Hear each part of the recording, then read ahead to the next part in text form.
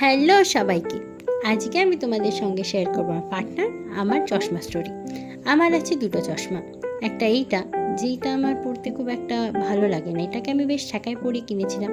তার গল্প না হয় আরেকদিন বলা যাবে, দাঁড়াও আরেকটা চশমা পরে আসি।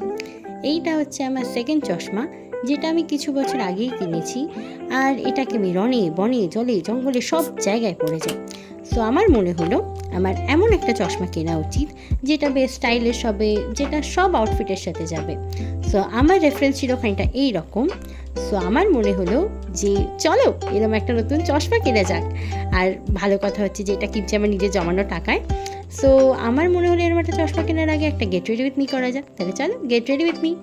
যেহেতু আমি চশমা কিনতে যাচ্ছি বিয়ে বাড়িতে নয়, তাই আমি খুব মিনিমাল জিনিস দিয়ে মেকআপ করছি। বা এটাকে মেকআপ করা বলে না স্কিন কেয়ার করা বলে আমি জানি না।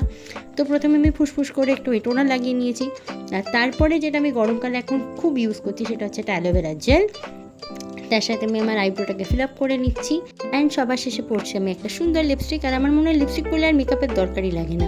আর তার সাথে পরেছিলাম এরকম সুন্দর একটা কানের দুল। কি সুন্দর লাগছিল আমাকে কানের দুলটা পরে। যাই হোক, আমি একটু সেলফ অবসেসড। আর যেটা ছাড়া আমি বাইরে যেতেই পারবো না, আমার বয়ফ্রেন্ড আমার চশমাকে পরে নিয়ে আমি চলে এসেছি চশমার দোকানে। আর এত চশমা দেখে আমি প্রত্যেকবারের মধ্যে কনফিউজ, যে কোনটা নেব না, কোন রঙটা নেব না। এই কনফিউশনটা এড়ানোর জন্যই কিন্তু আমি মাকে নিয়ে গেছিলাম, বাট আমি তবু দোকানে গিয়ে কনফিউজ হয়ে পড়েছিলাম।